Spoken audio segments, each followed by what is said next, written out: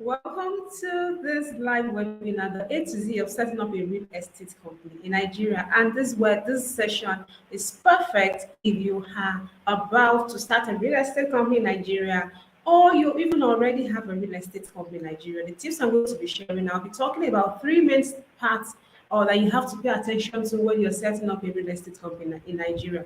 And trust me, whether you have a company already or you're planning on having one, these tips are going to be helpful. All right. I'll talk about what a real estate company is, the rules you have to follow when naming your company, how to get a proper board of directors that works for your company. I will talk about shares, shareholders, and allocating shares. This is something that you will really enjoy and you will learn from. So let's get started. What's a real estate company?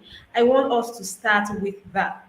Now, real estate company is in the business of either buying, selling, developing, or managing real estate. So if a company does any of these four things related to real estate, then we can call it a real estate company. All right. And if you set up your company to do any of these four things, then surely this is for you. All right. Now, there are certain rules that you have to follow. And number one tip that we'll be looking at is the naming rules for your real estate company. So there are rules to follow. So I have to add that there's a certain organization in Nigeria called the Corporate Affairs Commission. It's good to have you here already.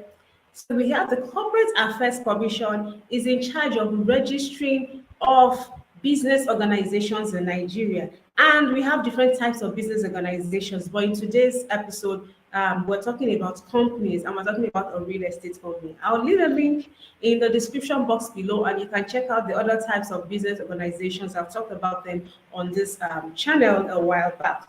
All right. So the naming rules. The first thing is that you want to name your company. The first rule that you have to comply with, especially when you're registering it, is that your name has got to be unique. So you cannot name your company with a name that is similar to an already registered brand, whether the brand is registered with the Corporate Affairs Commission or if there's a trademark that is related to it. And that's why when you want to register a company, the first thing that we usually do is to do a search and see whether there's a company that has that exact type of name.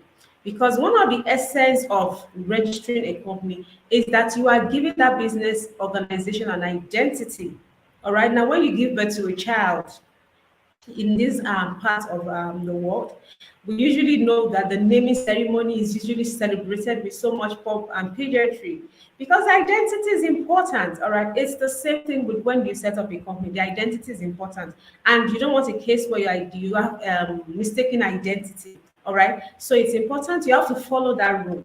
Okay, you have to follow the rule that it is not conflicting or it is not the same with an already existing name.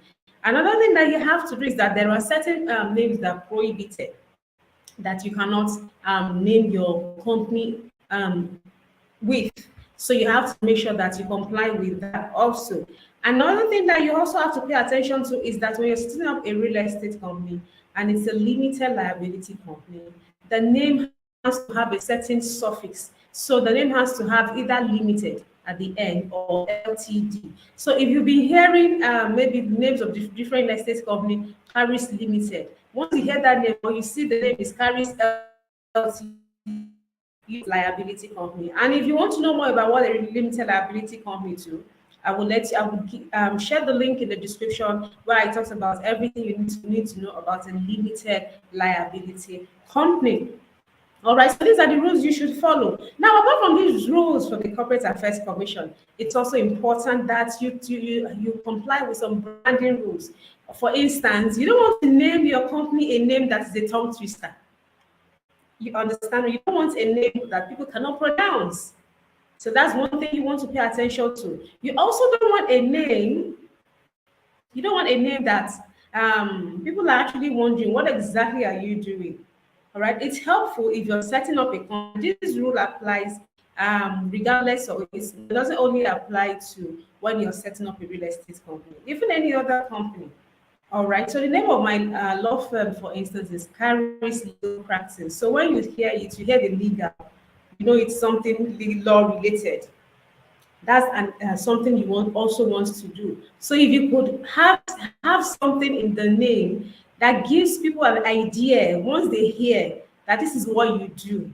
Okay, I would have mentioned some names, but I don't want to be seen as endorsing or advertising for some companies, all right? But there's certain names that when you hear them, you know, oh, this is likely a real estate company.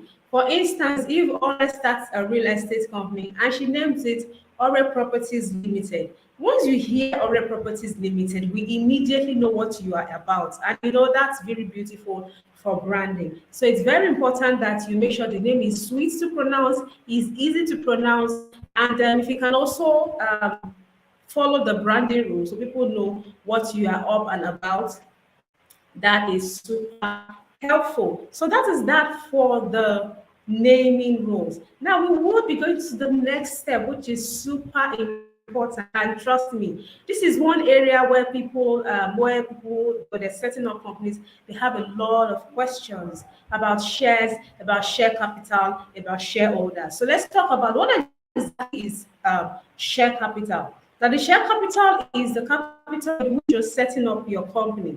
And the capital is what you're starting your company with. It could be human resources, it could be money, it could be infrastructure. You know, when you are setting up a company, there are many things you need, isn't it? If you're setting up a real estate company, you might want to start with having an office. Although in these days of remote working, you could maybe use a virtual mailbox and that, okay? But you need people too. At least you need workers. Even if it is just one or two people, the company needs labor, you know, the factors of production, and then you need capital. So capital could be the money that you'll be putting now. For instance, you want to be buying and selling properties. We know that that involves money. We know that involves money. So you want to make sure that the capital is the money that you would be needing to set up that company. That's part of the capital.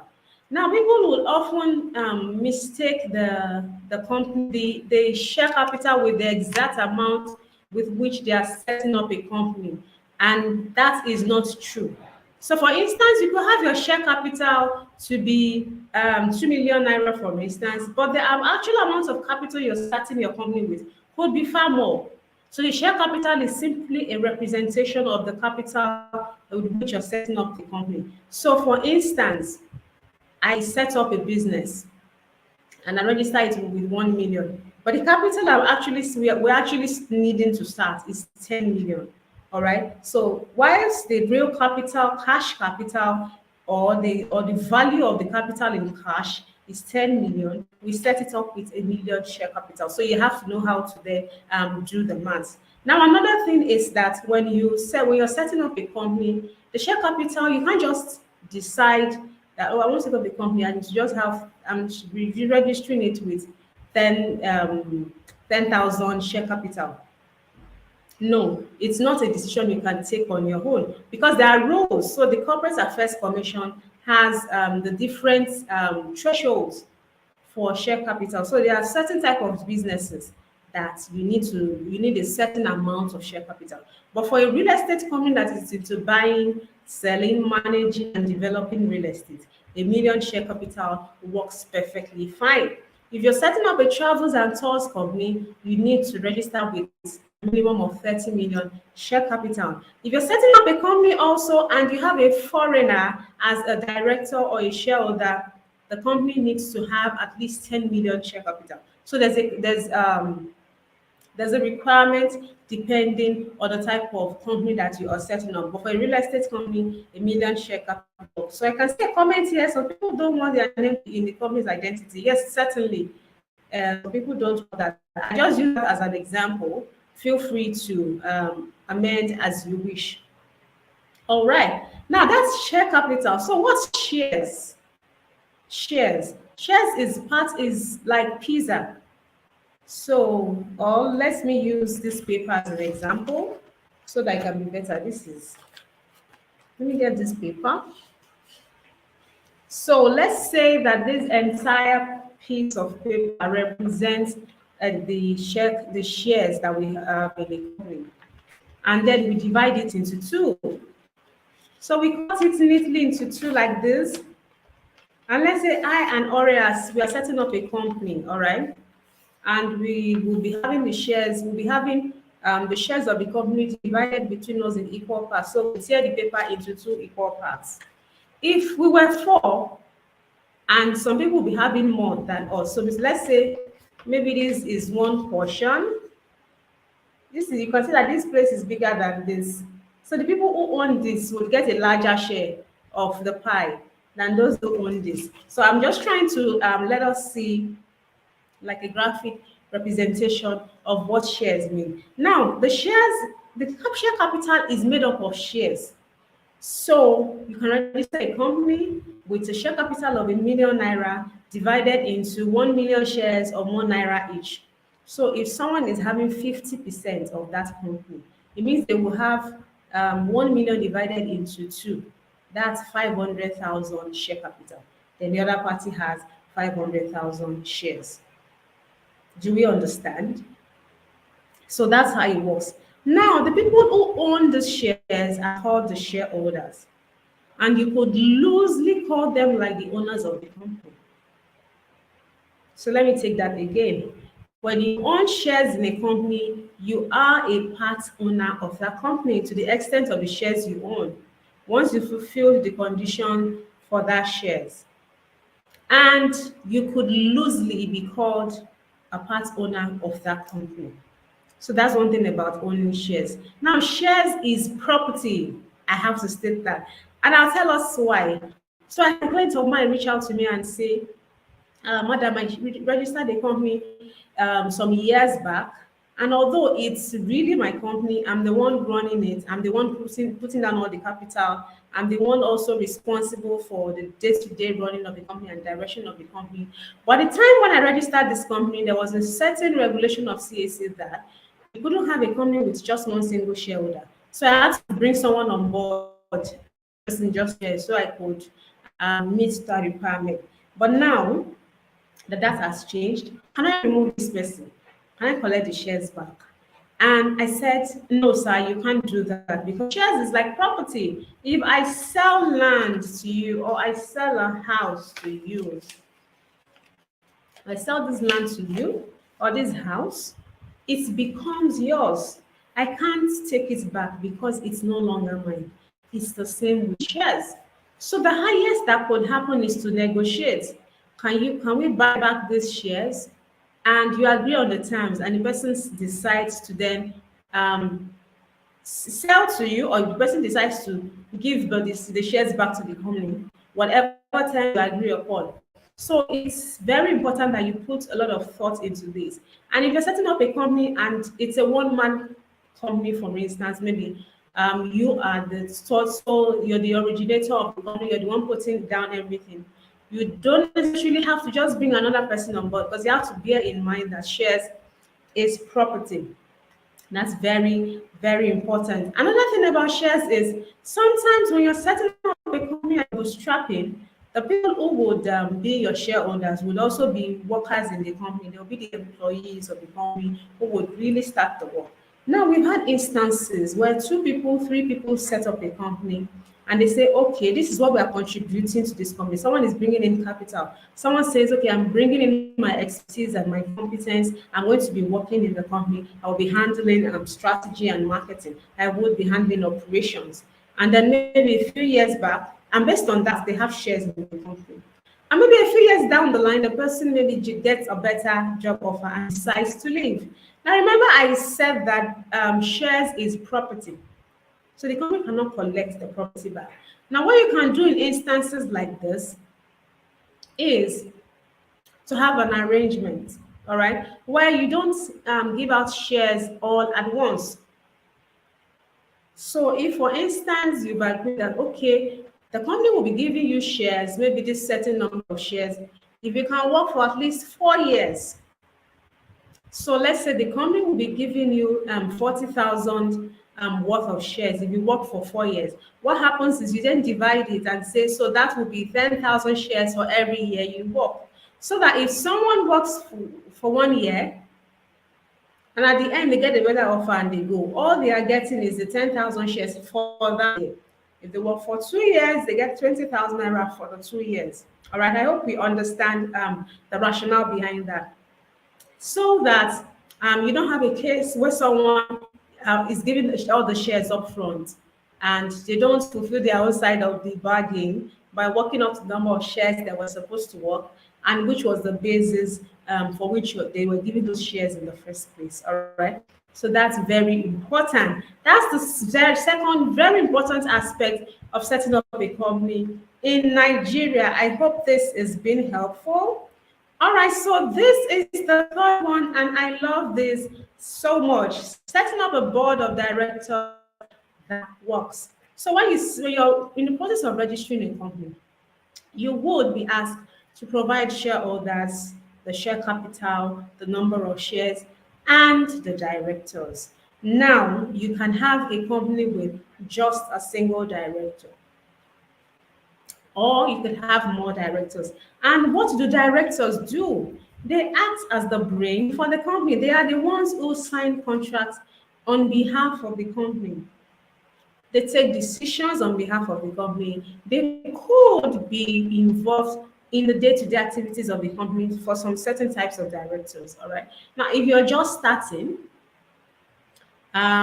you want to set up a board of directors. And why?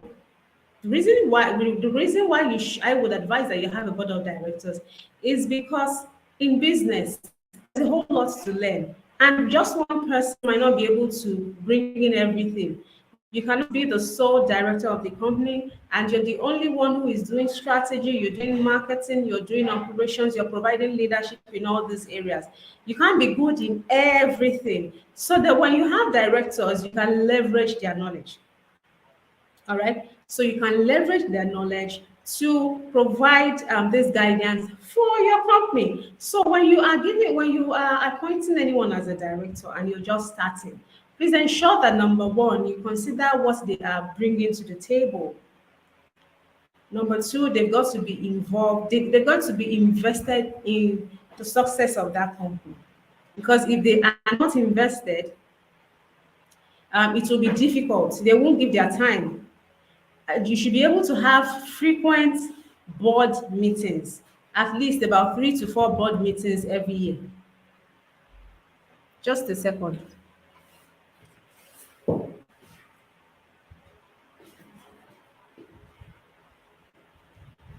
You should be able to have frequent board meetings so that they can sit down and say what's happening in this company. How can you do this? How can you go about this? How can you go about that? That's very important. Don't hire people who will not be available. There's no point. That's why I said setting up a board of directors that work.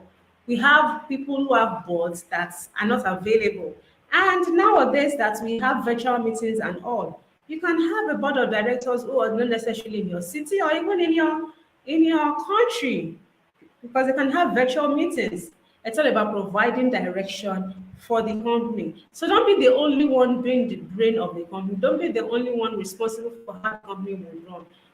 All right, so you leverage that. So, and of course, it's very important because you have to negotiate. If you're having to bring in highly competent people who have expertise, then you have to show the company is worthy of their time. All right, that's very important. All that is that about setting up a real estate company in Nigeria. These are the very important things that you need to pay close attention to. I have a video where I share step by step and more details setting up a company in Nigeria. And also, you need to know about a limited liability company. So you can watch the video. I will leave the link in the description box below. So do we have questions?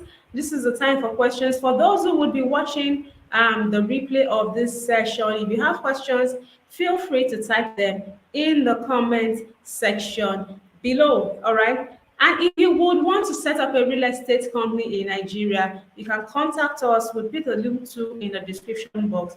You can contact us and we can help you to set up a real estate company. So any questions as we round up? How has this session been?